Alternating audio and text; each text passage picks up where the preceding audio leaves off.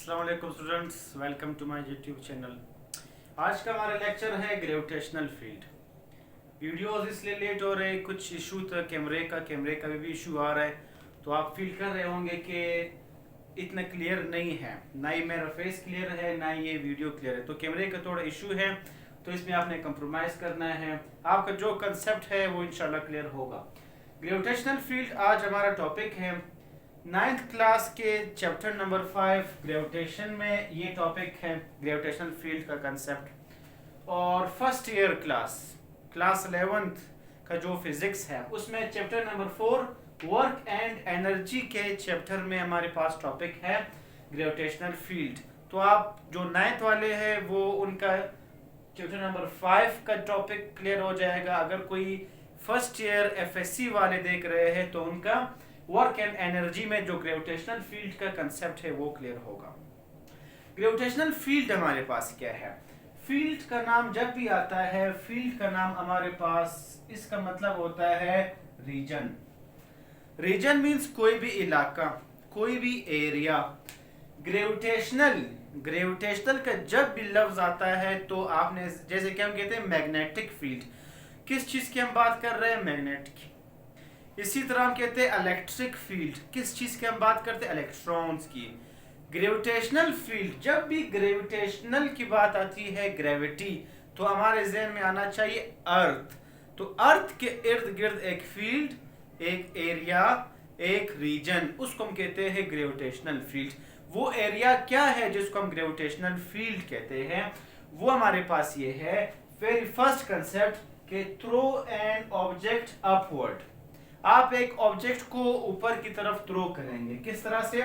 Means कोई भी ball है, कोई भी वजनदार चीज है, बॉल है, कुर्सी है, कुछ भी है, जब भी आप जमीन पे इसको थ्रो करते हैं ऊपर आसमान की तरफ, जब आप थ्रो करते हो तो लाजमी बात है आप क्या फील करते हो, क्या ऑब्जर्व करते हो कि वो चीज वापस जमीन की तरफ आता है। आप जब कोई चीज ऊपर फेंकते हो तो आप ये ऑब्जर्व करते हो कि ऊपर जाने के बाद वो चीज वापस कहाँ जाता है? वापस जमीन की तरफ आता है। तो वो क्या चीज है जिस वजह से ये जमीन की तरफ आता है? वो है हमारे पास ग्रेविटी। उसको हम कहते हैं कि एक फोर्स है। वो कौन सा फोर्स है? वो एक स्ट्रॉन्ग ग्रेविटेशनल अट्रैक्टिव फोर्स है। एक अट्रैक्टिव फोर्स है कि हम जो भी चीज ऊपर फेंकते हैं वो वापस जमीन की तरफ आता है, जमीन उसको अपनी तरफ वापस अट्रैक्ट करता है, उसकी तरफ कशिश होती है। उस स्ट्रॉन्ग ग्रेविटेशनल अट्रैक्टिव फोर्स को हम ग्रेविटेशनल पुल भी कहते हैं। इसको ग्रेविटेशनल पुल या ग्रेविटेशनल पुल ऑफ अर्थ कहते हैं कि अर्थ के इर्द गिर्द एक एरिया है, एक रीजन है, एक स्पेस है, एक इलाका है, जिसमें क्या होता है? एक अट्रैक्टिव फोर्स होता है, जिसमें कशिश होती है। वो स्ट्रॉन्ग ग्रेविटेशनल अट्रैक्टिव फोर्स होता है जिसको हम ग्रेविटेशनल पुल भी कहते हैं। ये ऐसा फोर्स है कि अगर आप किसी भी चीज को अपवर्ड थ्रो करते हो, ऊपर की तरफ फेंकते हो, तो वो वापस जमीन की तरफ आता है। वो क्यों आता है? क्योंकि ये एक रीजन है, एक इलाका है जिसमें एक अट्रैक्टिव फोर्स होता है जमीन की तरफ, जिसको हम कहते हैं टुवर्ड्स द अर्थ की तरफ होता है। इसको सिंपल हम ग्रेविटेशनल फील्ड कहते हैं। अगर इसको हम बाय डेफिनेशन एक्सप्लेन कर लें तो हम कहते हैं कि देयर एग्जिस्ट अ रीजन। एक रीजन होता है, एक इलाका होता है, एक फील्ड होता है, एक स्पेस होता है। इन द स्पेस अराउंड अर्थ के इर्द गिर्द एक रीजन, एक इलाका है जिसमें क्या होता है? where the gravitational effects are felt by the mass which enters the region। कि इस अर्थ के एरिया में, रीजन में जब कोई चीज, कोई मास इंटर होता है तो उस पे एक ग्रेविटेशनल इफेक्ट होता है, मतलब उस पे एक स्ट्रॉन्ग अट्रैक्टिव फोर्स एक्ट होता है, जिस वजह से जमीन उस चीज को अपनी तरफ खींचता है। जब वो उसको अपनी तरफ खींचता है, इस फील्ड में जब एक फोर्स एक मास पे लगता है अपनी तरफ खींचना, इसी को हम ग्रेविटेशनल पुल कहते हैं। इसी एरिया और इसी रीजन को हम ग्रेविटेशनल फील्ड कहते हैं। हम कहते हैं ना कि एक चीज स्पेस में है, खला में है, वैक्यूम में है, तो मतलब क्या है कि वो उस रीजन से, उस एरिया से बाहर निकल गया। अब हम इस जमीन से, अर्थ से जब बाहर जाते हैं तो हम क्या कहते हैं कि वहां पे ग्रेविटी नहीं है, वहां पे हम कहते हैं कि हियर नहीं है, वहां पे ग्रेविटी हम कहते हैं कि तकरीबन जीरो है। ग्रेविटी का जीरो होने का मतलब क्या है कि वहां पर अगर आप कोई चीज ऊपर फेंको तो वो वापस जमीन की तरफ नहीं आएगा, वो उधर ही ऊपर ही रहेगा। अर्थ में, जमीन में हम क्या कहते हैं कि एक चीज को जब आप ऊपर की तरफ फेंकते हो, किसी भी मास को, तो वो वापस जमीन की तरफ आता है। क्यों आता है? क्योंकि उस पे ग्रेविटी है। क्यों आता है? जिसको हम एक्सेलरेशन ड्यू टू ग्रेविटी कहते हैं। क्यों आता है? जिसको हम एक स्ट्रॉन्ग ग्रेविटेशनल अट्रैक्टिव फोर्स कहते हैं। क्यों आता है? जिसको हम ग्रेविटेशनल पुल भी कहते हैं।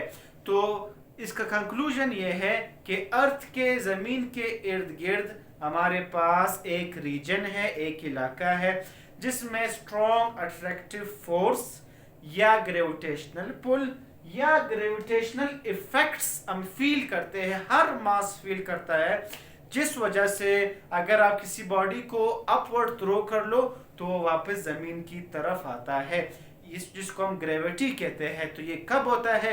ये किसी खास एरिया में होता है जो हमारे अर्थ के इर्द गिर्द है, हमारे अर्थ में है, अराउंड द अर्थ है। इसको हम ग्रेविटेशनल फील्ड कहते हैं। इसका डायरेक्शन किस तरफ है? जब कोई चीज को हम ऊपर फेंकते हैं वो किस तरफ जाता है? इसको हम कहते हैं directed towards the centre of earth. जब हम किसी चीज को फेंकते हैं वो जमीन की तरफ आता है। इसको सिंपल हम क्या कहते हैं कि it is towards the centre of earth. ये अर्थ के सेंटर पे आता है।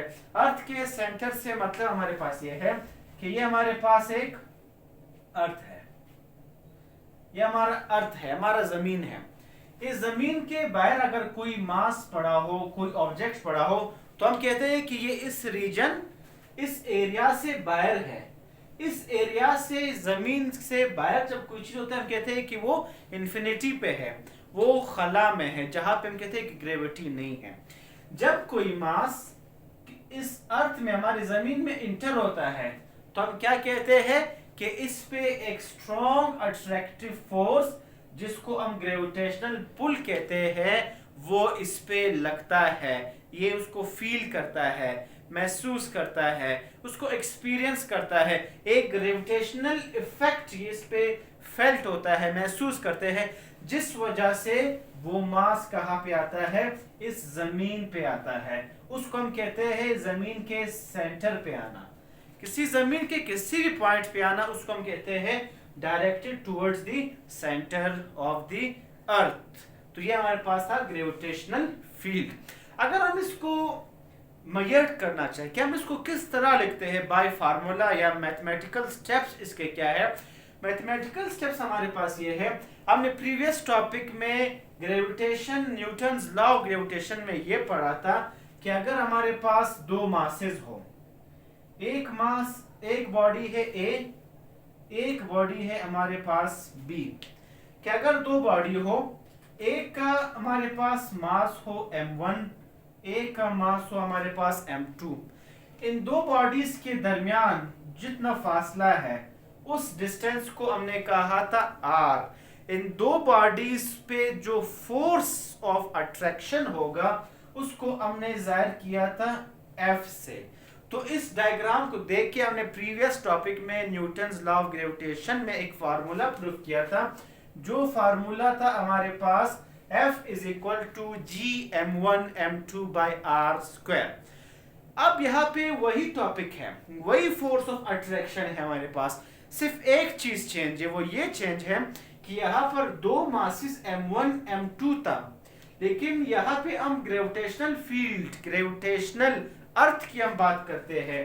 जब हम अर्थ की बात करते हैं, इस पूरे अर्थ का जो मास है उसको हम कहते हैं मास ऑफ अर्थ। इस अर्थ पे, इस जमीन में अगर कोई भी मास पड़ा है, फर्ज करें ये बोर्ड, ये भी एक मास है, वजनदार चीज है, इस जमीन पे पड़ा है, तो ये हमारे पास क्या है? इस अर्थ पे एक चीज पड़ा है, वो बोर्ड है, वो भी हमारे पास एक मास है।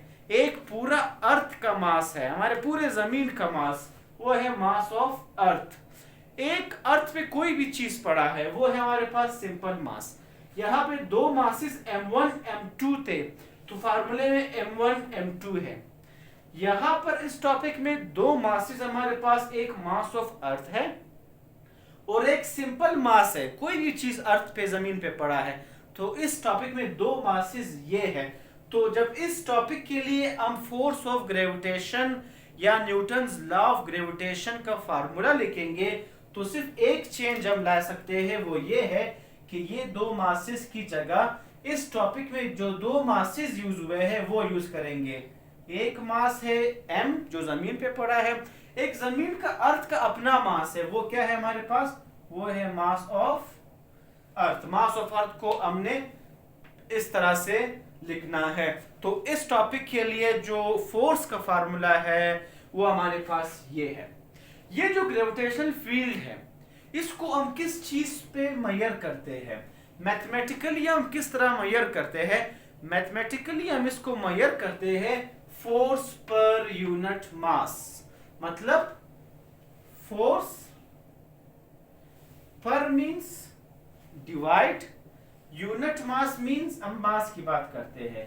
फोर्स पर unit mass F by m, F divided by m में हम इसको लिखते हैं। तो अगर इस फार्मूले को हम फोर्स पर यूनिट मास में लिखना चाहे तो ये मास देखिए यहाँ पे मल्टीप्लाई हो रहा है, ये इक्वल के इस तरफ आकर क्या हो जाएगा, ये अब इस मास फोर्स के साथ ये डिवाइड हो जाएगा। तो यहाँ पर फार्मूला में हमारे पास G रिमेनिंग है, मास ऑफ अर्थ रिमेनिंग है और नीचे हमारे पास ये r स्क्वायर रिमेनिंग है। तो जब ग्रेविटेशनल फील्ड को हमने मेजर करना है हम इसको किस तरह लिखते हैं, हम इसको फोर्स पर यूनिट मास में लिखते हैं। तो फोर्स पर यूनिट मास हमारे पास क्या है, ये भी ग्रेविटेशनल फील्ड है अगर हम इसको मैथमेटिकली लिखना चाहें। ये जो फोर्स है यहाँ पे जो हम ग्रेविटेशनल फील्ड में एक खास फोर्स की बात करते हैं, इसको हम नॉन कांटेक्ट फोर्स भी कहते हैं और इसको हम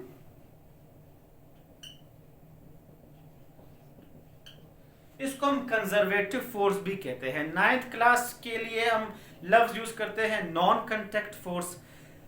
फर्स्ट ईयर एफएससी फिजिक्स में जब हम यही टॉपिक पढ़ते हैं तो आपने ये नोट किया होगा बुक में या करें कि वहां पे कंजर्वेटिव फोर्स लिखा है। तो इस फोर्स को हम नॉन कांटेक्ट फोर्स भी कहते हैं और इसको हम कंजर्वेटिव फोर्स भी कहते हैं। इस फोर्स का इस पे जो इस ग्रेविटेशनल फील्ड को जब हम मेजर करते हैं फोर्स पर यूनिट मास में, तो हम कहते हैं कि इसका यूनिट क्या है, इसका unit SI unit, system international unit इसका है, वो है हमारे पास न्यूटन पर केजी है। न्यूटन पर केजी कहाँ से आया, अगर आपके ज़हन में सवाल हो, तो जब हम ग्रेविटेशनल फील्ड को फोर्स पर यूनिट मास में लिखते हैं तो यहां से ही हम यूनिट डिराइव कर सकते हैं। फोर्स को हम लिखते हैं न्यूटन में, मास को हम लिखते हैं केजी में, तो न्यूटन पर केजी इसका क्या है, ये सिंपल यूनिट है। ये जो यहाँ पे ये ग्रेविटेशनल फील्ड है ये कौन सा लॉ ओबे करता है, ये ओबे करता है inverse square law. Inverse square law का ये मतलब है कि एक चीज बढ़ रहा है दूसरा कम हो रहा है, इनवर्स में है।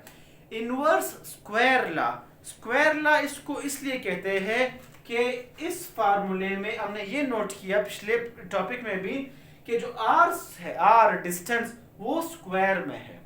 दूसरा चीज जो r है वो डिवाइड में लिखा है, नीचे लिखा है। जब एक चीज नीचे लिखा हो एक चीज ऊपर लिखा हो तो हम ये कहते हैं कि ये दोनों आपस में इनवर्स में है। इनवर्स मींस एक चीज बढ़ रहा है दूसरा कम हो रहा है, अगर दूसरा बढ़ रहा है तो ये कम होगा, इसको कहते हैं inverse square law. Inverse square law means दो चीजों में इनवर्सली प्रोपोर्शनल है। इनवर्सली प्रोपोर्शनल का ये मतलब है कि अब मैंने प्रीवियस टॉपिक में भी एक्सप्लेन किया कि डिस्टेंस जितना ज्यादा होगा फोर्स उतना ही कम होगा, बिल्कुल ये मैंने एक्सप्लेन किया था। अगर हम ग्रेविटेशनल फील्ड की बात करते हैं अर्थ में, जब एक मास जितना दूर जाएगा अर्थ से, मास जितना दूर जाएगा जितना दूर जाएगा मींस डिस्टेंस उसका जितना बढ़ रहा है तो फोर्स उस पर उतना ही कम से कम होगा। जो अट्रैक्टिव फोर्स उस पर लगता है, जमीन का एक खास फोर्स ग्रेविटी जो इस पर लगती है वो उतना ही कम होगा डिस्टेंस जितना ज्यादा होगा। इसलिए हम कहते हैं कि ये इनवर्स स्क्वायर लॉ को ओबे करता है। तो ये था हमारे पास ग्रेविटेशनल फील्ड का topic with deep explanation of. So आपको क्लियर हुआ होगा तो काइंडली इसको आप अगर जिस जो जो वॉच कर ले आप काइंडली इसको फॉरवर्ड कर ले 9th क्लास के स्टूडेंट्स को, first year FSC 11th class के स्टूडेंट्स को, तो उनके लिए काफ़ी हेल्पफुल होगा। So thank you all of you. अल्लाह हाफिज़।